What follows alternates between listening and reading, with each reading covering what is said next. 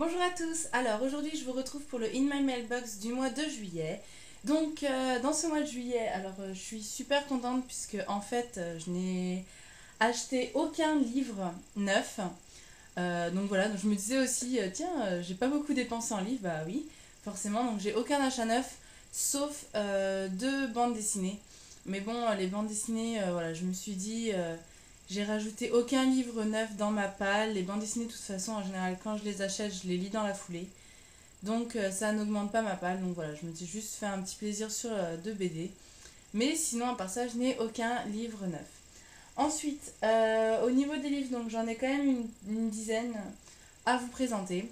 Ce qui est moitié moins que le mois dernier, donc je me dis que c'est un progrès. Et puis, bah, il y a eu mon anniversaire aussi en début juillet. Donc, j'ai reçu quelques livres pour mon anniversaire. Donc, tout d'abord, je vais vous présenter 4 livres que j'ai récupérés chez mes parents, puisque j'étais chez mes parents au début du mois de juillet.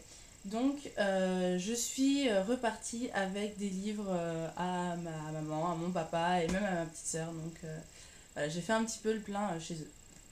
Donc tout d'abord, j'ai récupéré La Cité de la Joie de Dominique Lapierre aux éditions Pocket. Voilà, donc j'en ai... voilà, ma mère m'a dit qu'il était absolument génial. J'en ai entendu parler un petit peu à droite à gauche. Donc voilà, j'avais envie aussi d'essayer de le lire. Ça change un petit peu de mes lectures, ça change complètement d'ailleurs de mes lectures habituelles. Mais voilà, je me dis que c'est l'occasion d'essayer un petit peu autre chose. Ensuite, pareil, j'ai récupéré Ce qui nous sauve de Jenna Bloom aux éditions Le Livre de Poche. Donc c'est un peu dans la même lignée qu'elle s'appelait Sarah apparemment, c'est-à-dire que ce sont des histoires enfin, lors de la Seconde Guerre mondiale, avec notamment apparemment voilà, une fille qui n'avait que 3 ans, etc. Donc voilà, c'est un peu dans la lignée. Je me dis que ça peut être aussi intéressant de me plonger un petit peu plus dans des textes historiques relatant de la Seconde Guerre mondiale.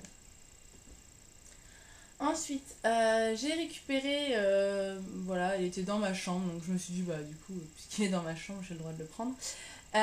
Frankenstein de Marie W. Shelley, aux éditions Le Livre de Poche, dans la collection classique de poche. Voilà, c'était ma petite sœur qui avait dû le lire pour l'école. Puis bah, moi je ne l'ai pas lu, donc voilà, je l'ai récupéré. C'est un classique, voilà, même si je connais déjà un petit peu l'histoire, je me dis que c'est toujours intéressant de l'avoir lu. Enfin, j'ai récupéré le pacte des Marcombres, des Marchands, je sais pas comment ça se dit. Donc Elana, la prophétie de Pierre Bottero. Donc c'est l'intégrale. Voilà, donc c'est un énorme pavé. Alors par contre, ce qui me gêne, donc celui-là, je l'ai récupéré chez mes parents par hasard. Sauf que mon père, qui aime beaucoup la fantaisie, a la fâcheuse tendance enfin, à ne jamais vérifier s'il prend les tomes 1, les tomes de base, quand il achète. Et donc, je me suis rendu compte que, voilà, et le pacte des marchands, c'est le dernier recueil, enfin, la dernière partie de la série de Pierre Bottero. Donc, je sais pas si je vais attendre d'acheter les autres en fait avant, parce que j'aimerais quand même bien les lire dans l'ordre. Donc, si jamais vous l'avez lu, n'hésitez pas à me dire si ça peut se lire séparément ou pas, ou s'il vaut mieux que j'achète quand même les tomes précédents, dans quel ordre ça se lit, etc.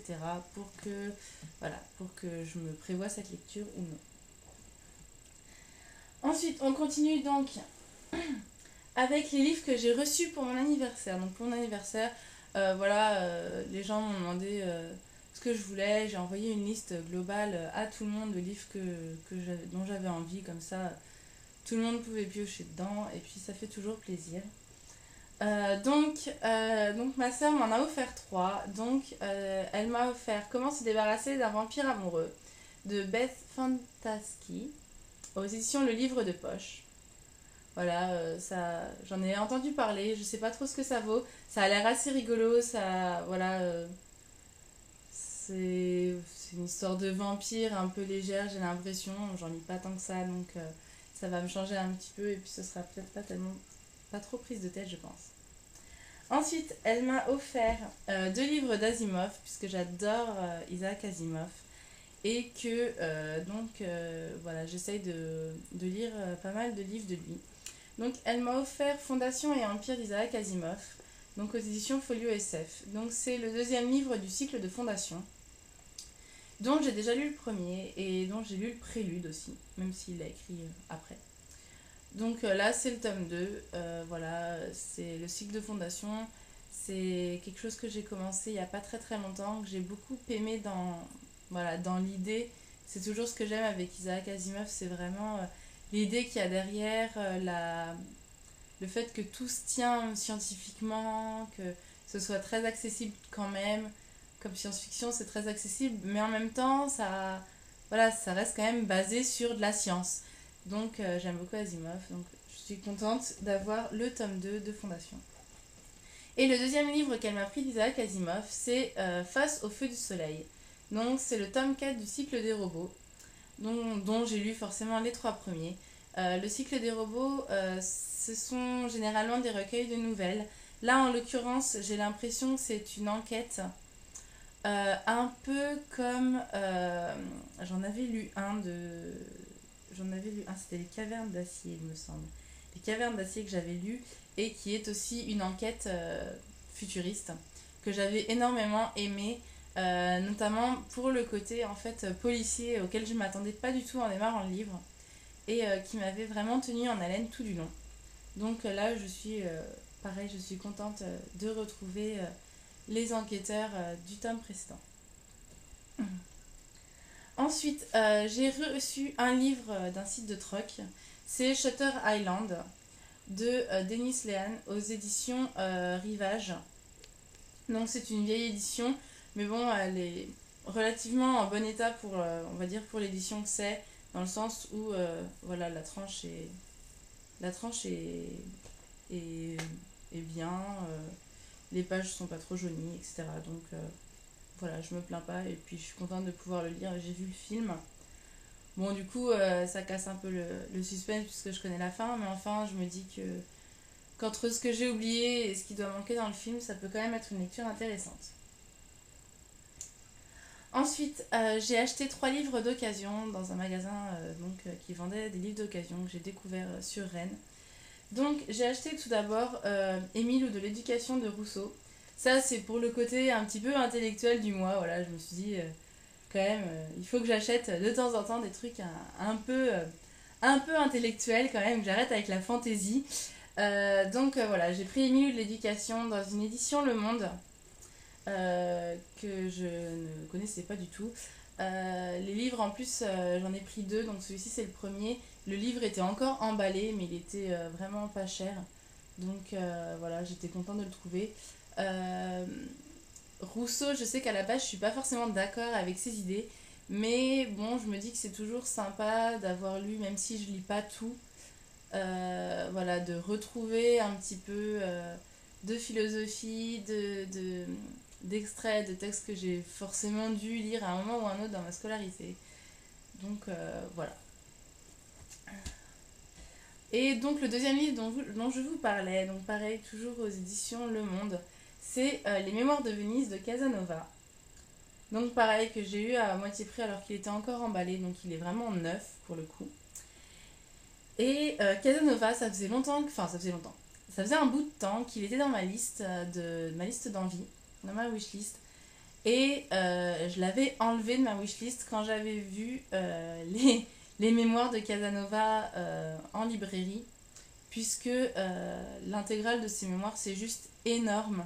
C'est plus de 1000, enfin, ça doit être dans les 1500 pages, en papier bible, hyper fin, écrit tout petit, c'est vraiment énorme. Il doit y avoir vraiment de tout et de n'importe quoi. Et quand j'ai vu dans cette édition, un condensé en fait des mémoires de Casanova, je me suis dit que c'était l'occasion d'en lire un petit bout. Donc en fait j'ai regardé à l'intérieur, et donc les mémoires de Venise, je pense que c'est seulement déjà une partie de ses mémoires, puisqu'il ne reste pas qu'à Venise dans sa vie. Et parmi les mémoires de Venise, donc dans ce livre-là, il y a seulement certains chapitres Donc du volume 1, il y a le chapitre 4, 5 et 6. Du volume 2, il y a le chapitre 2, 3, 5, 19, 20. Voilà. Donc ce sont des chapitres choisis. Alors ce sont des extraits, ça vaut ce que ça vaut.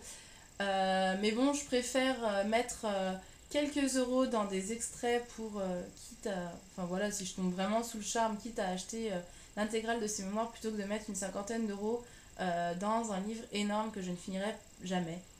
Donc c'est l'occasion, pareil, d'essayer. Enfin, j'ai trouvé d'occasion la 5e vague de Rick Yancey aux éditions Robert Laffont dans la collection R. Vraiment par hasard, je m'attendais pas du tout à trouver un livre comme ça qui est quand même récent, voilà, dont j'ai entendu parler en bien, en moins bien, dans un bon état en plus, puisque voilà, le livre est en bon état, il a été lu mais il reste en bon état. Dans une boutique d'occasion comme ça, je me suis dit qu'il allait partir très vite. Donc du coup, même s'il n'était pas dans ma wishlist à la base, je l'ai pris tout de même parce que je pense que ça va, voilà, je pense que ça va me plaire et puis que c'était l'occasion. Enfin, pour finir, donc je vous disais que j'avais acheté 2 BD. Donc ce sont les 2 premiers tomes de la BD Zombillenium. Voilà, donc je vous montre le tome 1 et le tome 2. Voilà. La BD Zombillenium, pareil, dont j'avais entendu parler, que j'avais feuilleté sur internet, puisque sur le site de Zombillenium, vous pouvez lire les 16 premières planches. Donc j'avais feuilleté par hasard et j'avais vraiment beaucoup aimé. Les dessins sont vraiment particuliers, je vais essayer de vous trouver voilà, un dessin sympa. Donc par exemple là, vous avez Zombillenium. Donc Zombillenium, c'est un... Je sais pas si vous voyez bien, j'espère. Zombillenium, en fait, c'est un parc d'attractions qui fait peur. Sauf que les momies, les vampires, les squelettes, les zombies qu'on croise dans ce parc d'attractions sont de vrais momies, vampires, squelettes, zombies. Et pas des personnes déguisées comme le pensent tous les visiteurs. Et donc on suit en fait les aventures d'un homme qui se fait embaucher dans ce parc-là. Et donc qui découvre un petit peu ce milieu-là avec voilà, les problèmes que peuvent rencontrer des vampires, les sorcières. Et donc c'est très drôle puisqu'on a je sais pas, il y a un syndicat des employés du parc alors qu'ils ont des règles complètement différentes de contrat d'embauche que nous les humains. Et c'est vraiment très drôle puisqu'il y a des allusions assez marrantes voilà, à ce que nous on peut connaître. Il y a un moment, il y a un zombie qui danse qui imite Michael Jackson. Il y a une autre planche dans le tome 2 où une sorcière raconte son enfance et on voit un clin d'œil à Harry Potter. Voilà, j'ai trouvé ça vraiment très drôle. Je trouve que les dessins sont... Enfin, moi j'aime bien les dessins parce que ça change voilà, des BD, on va dire, plus courantes. J'ai toujours un peu de mal à lire les BD. Et là, en l'occurrence, voilà, il n'y a ni trop de texte, ni trop peu. C'est facile à lire. Et j'ai beaucoup aimé. Voilà. Donc, c'est tout pour cette vidéo. Je vous ai présenté tous les livres que j'ai eus pendant ce mois de juillet. Comme d'habitude, si vous avez lu un de ces livres, n'hésitez pas à me le dire. Et puis, quant à moi, je vous dis à bientôt pour une nouvelle vidéo. Ciao!